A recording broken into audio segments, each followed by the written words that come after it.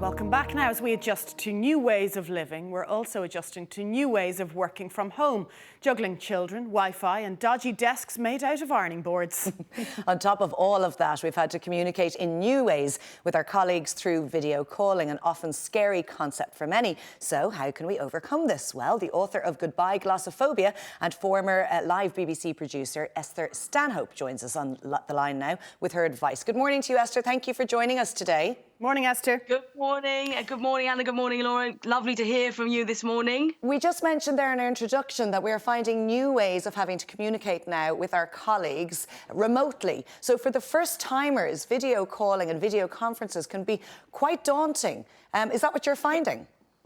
Absolutely. I mean, who would have thought that we would have had ministers and people working for the government in their houses? I mean, as you can see, I've set myself up a mini TV studio here just because I already had started doing some remote sessions and masterclasses and stuff. But actually, it's because I really wanted to have an environment where I could actually not worry about my background too much. But now it's like all bets are off. People are in kitchens, people have got washing behind them, and a lot of people are kind of doing it quite badly. Okay, so we need to know how to do it well, because you talk about the fear of public speaking. Combine the fear of public speaking with the fear of talking on technology that lots of people aren't really that familiar with, Esther. Why are people scared of taking conference calls? Absolutely. So, I mean, first of all, it's, if you're not used to being in the spotlight, suddenly having a camera on you is pretty scary. And what I find is a lot of people say, I hate myself on camera. I hate cameras. There's something about, I'm in the spotlight, and you feel kind of violated in a way sometimes. And then it's recorded. So somebody could come back and show, your dirty washing behind you. And there's something quite naked about being exposed like that on camera. But there are I've got a few tips, if you like, of how to look good on camera immediately. Yeah. Okay. So I've got a very, very quick formula that you can take away and learn, and you can be better today, literally. So what I did was I came up with this acronym called, just to be easy, it's called LENS, LENS, LENS.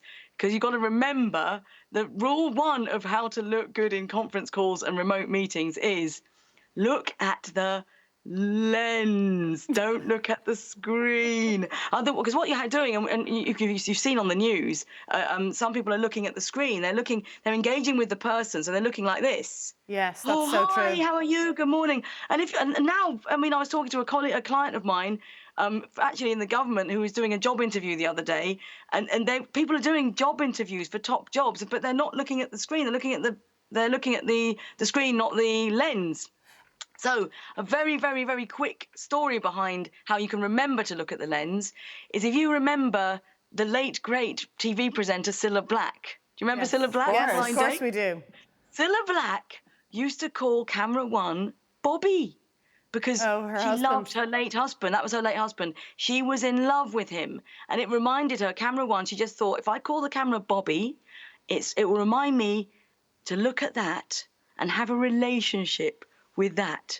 So love the lens. Esther, you've got plenty of other tips for us as well. And one of the things that you're advocating is that we definitely take our time prior to our video conference call. So we set up, we make sure we have the right PIN number, we make sure that we're in a calm, quiet environment. So all of these things are going to alleviate the anxiety somewhat. Yeah, absolutely. Look, the main thing is don't dial in at the last minute. You've got to have your game face on. Take your time, make sure you've got a couple of minutes, because there's so many different platforms now, and you don't want to be flustered when you're going to be on camera. You want to set yourself up, you want to love the lens, you want to set yourself up with a half decent shot. I've just been speaking to Dan in your gallery, and we're just confirming, more or less aim for eyes a third of the way down the screen.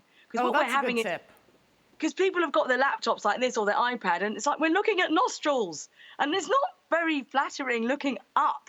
So try and get the camera, get some books, whatever. Try and get your camera a little bit above chin height, much more flattering, and your eyes about a third of the way down. But another really good tip, and this is for public speaking, this is for any sort of performance, having been a live BBC producer, one of the main rules of thumb if you want to look good when you're on camera is eyes and teeth, smile. Smile Smile. Are you smiling now? We're smiling We are, now. we're laughing. You're making us smile and laugh. The thing is, you want your face to be going upwards because your brain thinks that you're relaxed and happy. Your eyes sparkle. I know that if you've got a more serious topic, like I know we've been talking about COVID-19, but even then, you want your face to be more up than down, because a camera will make you look much more. It will magnify your facial expression. So if you're grimacing or you look a bit kind of serious, it's not very camera friendly. So having your face going up is much more camera friendly, and it relaxes your lower palate, which gives you a better voice, A better so tone. there you go. Okay. What are your thoughts on people, let's say, doing kind of corporate conference calls? Should they be dressed as if they're in work? Are the pajama bottoms on the bottom half acceptable? Well, I'll be honest with you. I've got my walking shoes on underneath. I've put on a half decent jacket, but look, I've still got my walking shoes on. So that's allowed if you're doing it.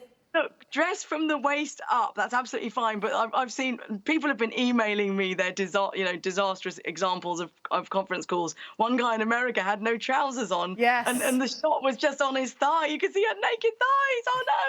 Oh no. Look, the point is, what this is your chance to make an impression. What does your audience need? Do they need you to look like a leader? Do they need you to look like you're on top of your game? Do they need you to look like you've just played a game of tennis? However you want your audience to receive you, dress appropriately. Esther, can I ask you as well, in terms of interjecting in a video call, because it is an artificial environment and there could be 12 or more members on this call. How do you make yourself heard? Or is it okay to send a message? Do you look like you're not paying attention? How does that work? Yeah, I mean, it's difficult. You're absolutely right. Navigating your way around the technology is difficult because you want to be giving the lens attention. If you're tapping away in the chat room, then you're not looking at the lens. There's loads of different tips. I mean, one of the tips about how to work with a group of 12 is that you really want a really good host. You need to have the rules. The rules are: have a good chair, have a good host, agree before the meeting who's hosting it. If you're the host, it's your job, just like you, and you're doing it brilliantly, by the way. Oh, thank you, Esther. If you're the host, it's your job to get the best out of people in that meeting. If you've got something to say, it's your job. There's lots of different technologies, like, for example, there's a show of hands technology, or there's a thumbs up technology, or there's a chat room. There's ways of getting attention. Or you could say, Anna, I have a point there. Anna, I have something to say in a moment. Okay. Or, you've got to just get in there. I mean, it is a disaster, though, at the moment. People are kind of talking over each other, don't know if they can be silent, not sure how to look, not sure where to look. And so I think people are getting a bit better. Well, you've given us a few valuable lessons this morning, Esther. Your book is out for anyone who does have glossophobia. Glossophobia, which means the fear of public speaking. Goodbye, glossophobia. Look, I have a copy here.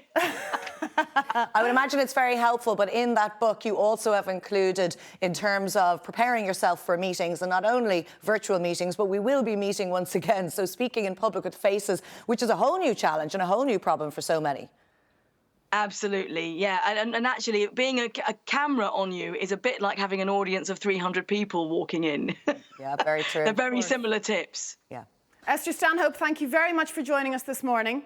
Thank you so much. Thank you. Stay safe. Thanks, Esther. And you. Stay safe. And a reminder that Esther's book, Goodbye Glossophobia, is out now. But up next, some of the best sports books of all time to pass your time during isolation.